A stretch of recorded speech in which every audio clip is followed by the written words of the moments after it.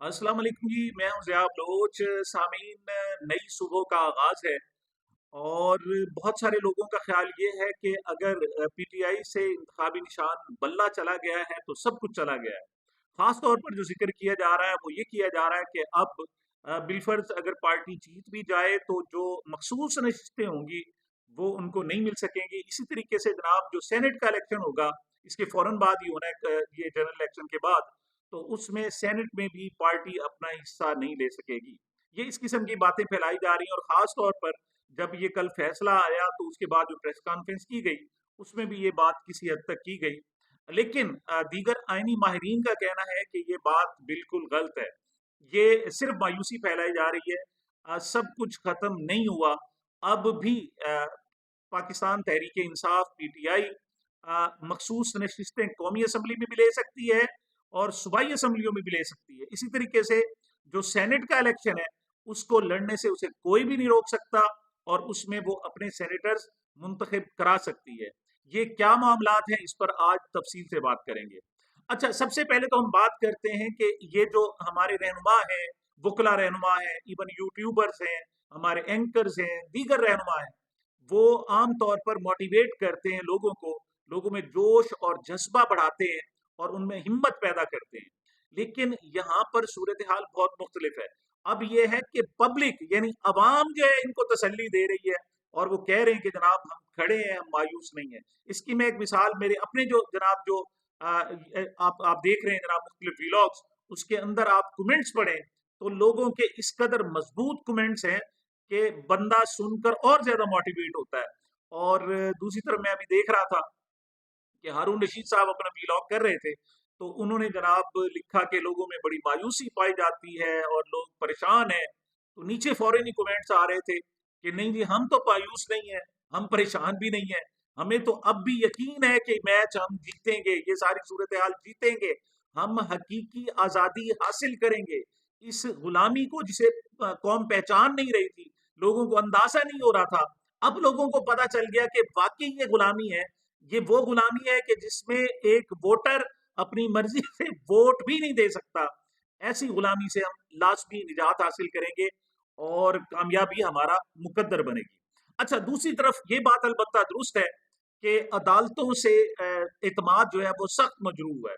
लोगों को आखिरी जो उम्मीद थी वो अदालतों से थी और खास तौर पर काजी फाइज ईसा साहब के बारे में जो एक हिस्ट्री थी कि जनाब बड़े जबरदस्त जनाब जज हैं और वो कमाल के हैं जनाब, और वो जुल्म के खिलाफ खड़े हो जाते हैं और सख्त फैसला करते हैं।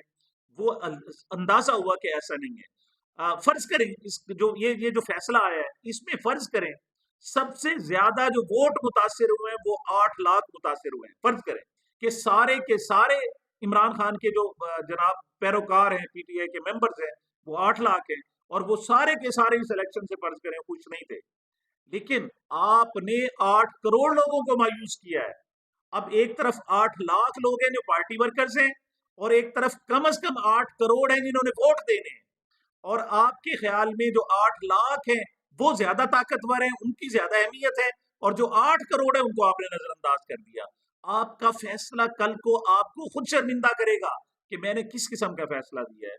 और दूसरी बात यह है कि इस वक्त कहा यह जा रहा था जनाब कि काजी साहब तो कुछ भी हो जाए वो अदल का मेयार बुलंद करेंगे, अदल के हवाले से वो आला पैमाने पर है। लेकिन अंदाजा हुआ कि वो भी उसी सफ में खड़े हैं जिस सफ में जमहूरियत को लपेटा जा रहा है, जहां आइन को रूंधा जा रहा है, जहां जनाब मीडिया को दबाया जा रहा है, जहां बुनियादी हकूक क्रश किए जा रहे हैं। वो पूरी की पूरी जो सफ है उसी में खड़े हुए हैं। बल्कि अब तो सूरत हाल ये है कि जो अपनी बात पर खड़ा ना हो सके उसे कहा जाता है कि आप भी तो काजी बन गए और कुछ नहीं बन गए। इस वक्त ये सूरत हाल है। अच्छा, दूसरी तरफ काजी साहब की एक और जो तारीख इन्हें याद रखेगी कि शायद ये वाहिद फोरम है जहां पर एक जज जो है बाकायदा तफ्तीशी अफसर बन गया है, यानी इंक्वायरी ऑफिसर बन गया और उसने इंक्वायरी शुरू कर दी।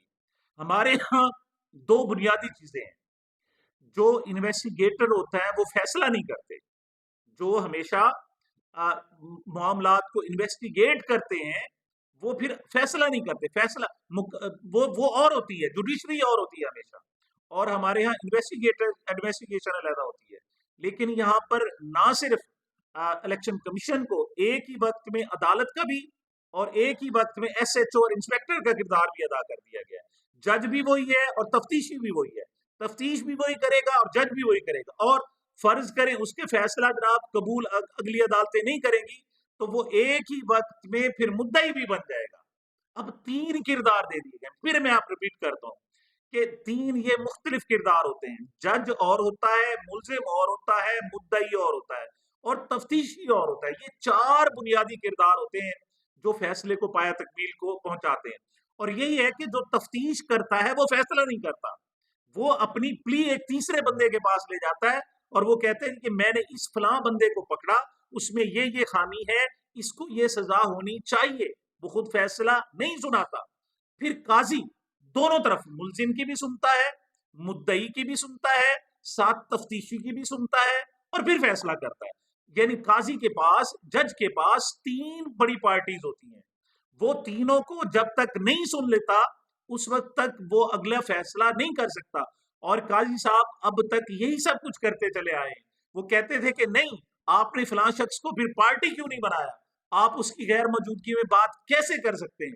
लेकिन यहाँ दिलचस्प सूरत हाल हो गई कि इलेक्शन कमीशन एक ही वक्त में अदालत बन गया कि अगर दो पार्टीज के डिस्प्यूट उसके पास आते हैं तो वो जज के तौर पर है। और बल्कि बात यहां तक नहीं है, बल्कि तौहीन इलेक्शन कमीशन में इमरान खान पर बकायदा केस चलाया जा रहा है कि हमारी हैसियत तो जज की है, लेकिन आपने जनाब हमारी हैसियत को मजरूह क्यों किया है।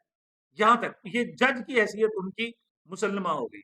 लेकिन वो एक ही वक्त में इन्वेस्टिगेटर भी खुद बन गए, थानेदार भी खुद बन गए, जज भी खुद बन गए और थानेदार भी खुद बन गए। और उन्होंने जनाब इंक्वायरी भी शुरू कर दी, तफ्तीश भी शुरू कर दी। अच्छा, ये दो किरदार हुए थे। फिर मामला पिशावर हाई कोर्ट में गया तो फिर वो मुद्दई भी बन गए। मतलब सिर्फ मुलजिम नहीं बने, एक ही वक्त में वो जज भी हैं, मुद्दई भी हैं और तफ्तीशी और इन्वेस्टिगेटर और थानेदार भी हैं। अच्छा, बात चले इलेक्शन कमीशन तक रह जाती तो समझ आ सकती थी। अब यही मामला जब सुप्रीम कोर्ट में पहुंचा तो सुप्रीम कोर्ट में भी एक ही वक्त में तफ्तीशी भी बन गई और एक ही वक्त में वो जज भी बन गए। ये इंसाफ के बुनियादी असूलों की खिलाफ वर्जी है। लेकिन क्या किया जाए कि आपने मामला को उस नहज पर पहुंचाया कि जब अब नजर सानी के लिए टाइम नहीं है, इलेक्शन आपने सर पे खड़े कर दिए और आपने इस तरीके से मनाया कि चंद घंटे भी नहीं दिए आपने पीटीआई को कि वो अपने प्लान बी या सी पर अमल दरामद कर सकती। और इसमें अफसोसनाक सूरत हाल ये है कि हमारी जो जुडिशरी है, खासतौर पर आला जुडिशरी, वो जाकर उसी सफ में खड़ी हो गई जिसमें इंतकाम लिया जाता है, जिसमें जुल्म किया जाता है, जिसमें ज्यादती की जाती है और जनाब जिसमें हकूक गस्ब किए जाते हैं। ये एक सबसे बड़ा पहलू है। और जो लोग कहते हैं कि जनाब ये अब रिवर्स नहीं हो सकता, वो गलत है। इसी की नजर सानी हो सकती है। और मुझे अब भी यकीन है कि यही मामला नजर सानी के लिए और अपील के लिए जब सुप्रीम कोर्ट में गया तो ये 3 रुकनी बेंच है, अगला फिर 5 रुकनी बेंच बनाया जाएगा और वो 5 रुकनी बेंच इसको बिल्कुल उठाकर इस फैसले को बाहर फेंक देगी, बल्कि बाहर नहीं फेंकेगी, गटर में फेंक देगी। यही सुप्रीम कोर्ट फेंक देगी और काजी फाइज ईसा साहब के इसी फैसले को फेंक देगी, याद रखिएगा। तो पहली बात तो यह है कि ये फाइनल नहीं है। अब अगली बात यह है कि क्या मखसूस नशिस्तें ले सकते हैं। ये काजी साहब का फैसला है और खुद इलेक्शन कमीशन का कहना है कि हम पार्टी डिसॉल्व नहीं कर रहे। ये हम पर इल्जाम है। जब पीटीआई के जनाब बुकला कहते थे कि इससे तो पार्टी तहलील हो जाएगी, तो वो कहते नहीं जी नहीं, ये कैसे हो सकता है, पार्टी मौजूद है।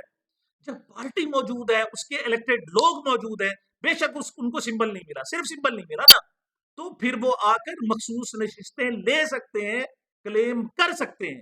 हाँ, अलबत्ता आपकी बदमाशी हो, धौंस धांधली हो, आपका जुल्म हो, जबर हो, जब आइन नहीं मानते, कानून नहीं मानते, फिर तो कुछ भी हो सकता है जी, फिर तो कुछ भी हो सकता है। लेकिन अगर इस लूले लंगड़े निजाम में भी देखा जाए तो वहां पर मखसूस नशिस्तें मिल सकती हैं। तीसरी बात, ये जो मखसूस नशिस्तों का इलेक्शन होगा वो 8 फरवरी के बाद होगा और इस वक्त आप 14 जनवरी पर खड़े हुए। अगर पीटीआई चाहे, फर्ज करो, तो दो उसके पास ऑप्शन है। एक तो रिव्यू में चला जाए, ये केस रिवर्स हो जाए, मामला हल हो जाएगा, या कम अज कम वहां रिव्यू में जाकर ये रिवर्स नहीं भी होता तो टाइम मिल जाता है। वो कहती आप दोबारा इलेक्शन करें, 6 महीने आपको टाइम देते हैं, आपको 4 महीने टाइम देते हैं, 2 महीने टाइम देते हैं, आप फौरी बात जनाब इलेक्शन कर दें।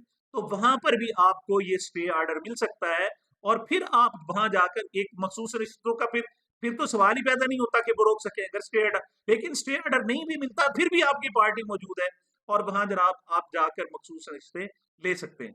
अब अगली बात आप सुने जनाब सेनेट की। ये सेनेट में कहा जा रहा है कि जब सेनेट के इलेक्शन होंगे तो उस वक्त पार्टी जो है वो अपना जनाब चूंकि सारे इंडिपेंडेंट होंगे लिहाजा वहां पर अपना रुकन मुंतखब नहीं करा सकेंगे, सेनेटर मुंतखब नहीं करा सकेंगे।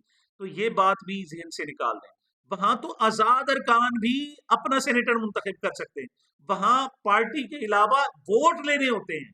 वहां पर बेशक आपकी पार्टी है, पार्टी के आप जनाब वो जो उस पार्टी खाते में डाले जाएंगे लेकिन आपने वहां पर वोट डालने होते हैं और जो पार्टीज है वो भी अपने वोटों को तकसीम करती हैं कि इतने वोट मैंने फलां कैंडिडेट, इतने फलां और इतना हमारा ईवान है, उसमें जनाब इस तरह हम तकसीम करके 4 सीटें ले सकते हैं, 5 ले सकते हैं, 6 ले सकते हैं, 10 ले सकते हैं या उससे ज्यादा ले सकते हैं।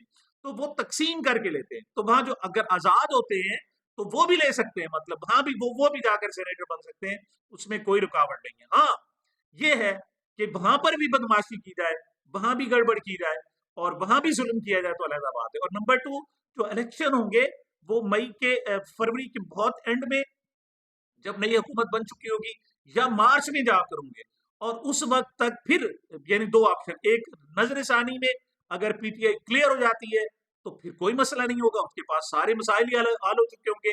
लेकिन फर्ज करो नहीं भी हो सकता तो फिर भी किसी वक्त जाकर फिर इलेक्शन कराए जा सकते हैं, ऐसी बात नहीं है। मिसाल के तौर पर अब तो ये है ना कि चूंकि जनरल सेक्रेटरी का नोटिफिकेशन नहीं था तो जनरल सेक्रेटरी फिर आगे इलेक्शन कमिश्नर कैसे बना सकता है। अब अगर मिसाल के तौर पर बानी रुकन की हैसियत से इमरान खान नोटिफिकेशन जारी कर सकते हैं या वहां मजलिस आमला जो है वो कर सकती है या माजी के जनाब जो अहदेदार है वो आगे नॉमिनेट कर सकते हैं।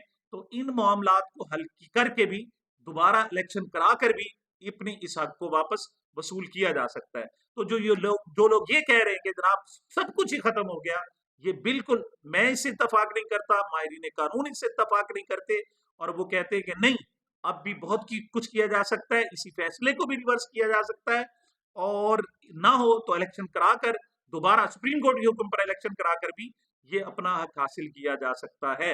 हाँ अलबत्ता ये अलग बात है कि 8 फरवरी को इलेक्शन हो या ना हो, लेकिन चूंकि अब बल्ला नहीं रहा अब उम्मीद की जा सकती है कि 8 फरवरी को इलेक्शन हो जाएंगे। सामीन ये मेरे मौकफ था, ये मेरे पॉइंट्स है जो मैंने चाहा कि मैं आप तक पहुंचाऊं। मुझे मेरे चैनल को अपनी मोहब्बत और दुआओं में याद रखिएगा। मिलते हैं छोटे से वक्फे के बाद।